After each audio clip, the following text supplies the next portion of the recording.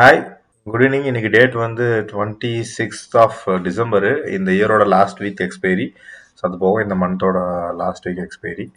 So இதுக்கு முன்னாடி நமக்கு போன வீக்கில் நம்ம கொடுத்துருந்த லெவல்ஸ் அதில் எப்படி மார்க்கெட் பிஹேவ் ஆயிருக்குன்னு ஃபஸ்ட்டு பார்த்துக்கலாம்.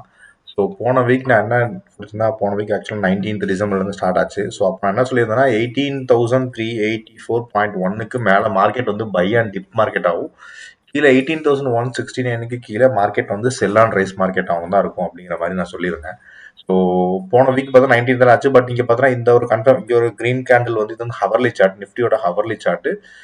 ஸோ எக்ஸாக்டாக உங்களுக்கு தெரிஞ்சிருக்கும். இந்த இடத்துல பார்த்தீங்கன்னா இந்த இடத்துல பார்த்தா நல்ல ஒரு ஸ்டிஃப் ரெசிஸ்டன்ஸ் வச்சு ரெசிஸ்டன்ஸை பிரேக் அவுட் கொடுத்துச்சு. பட் அடுத்த வால்வியுமே பார்த்தீங்கன்னா ஒரு கன்ஃபர்மேஷன் தான். பட் அன்னைக்கு டே முடிஞ்சு அடுத்த நாள் பார்த்தீங்கன்னா மார்க்கெட் வந்து ஒரு பெரிய கேப் டவுன், அதுக்கப்புறம் மார்க்கெட் வந்து கீழே கூட்ஸ் பண்ணிட்டேன். ஐ மீன் 18,384க்கு மேலே இங்கே இன்றைக்கி அடுத்த நாள் ஓப்பன் பண்ணியிருந்தாங்கன்னா ஃபர்தராக மேலே மூவ் ஆயிருக்கும்.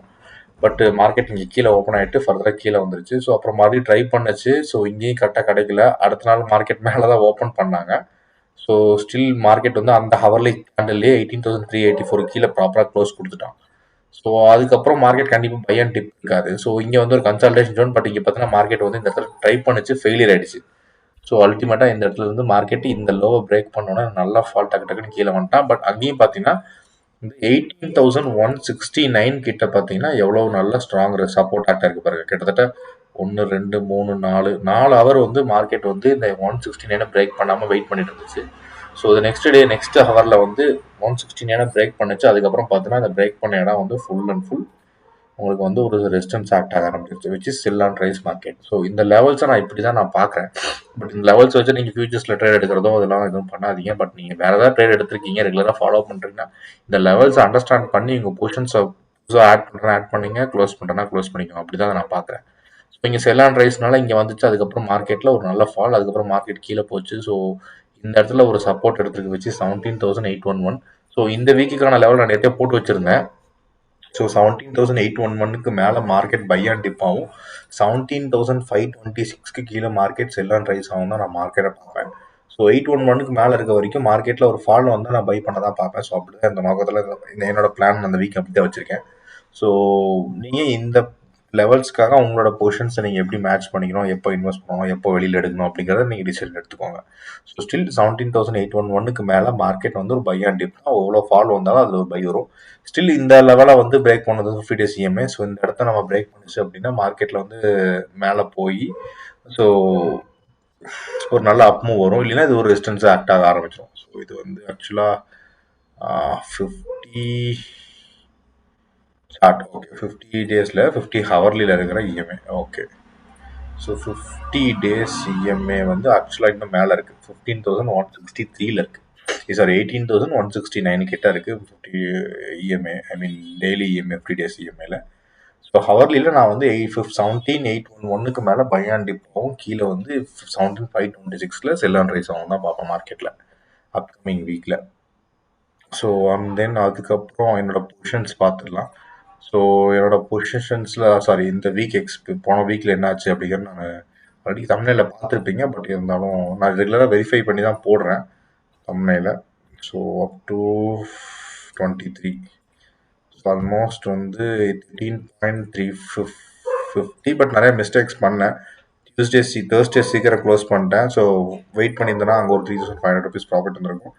ஃப்ரைடே வந்து நான் பிளான் பண்ண ட்ரேட் எடுக்கல, ஆல்ரெடி இருந்த ட்ரேட் எடுத்திருந்தா அங்கே ஒரு 7,500 rupees வந்துருங்க எக்ஸ்ட்ரா.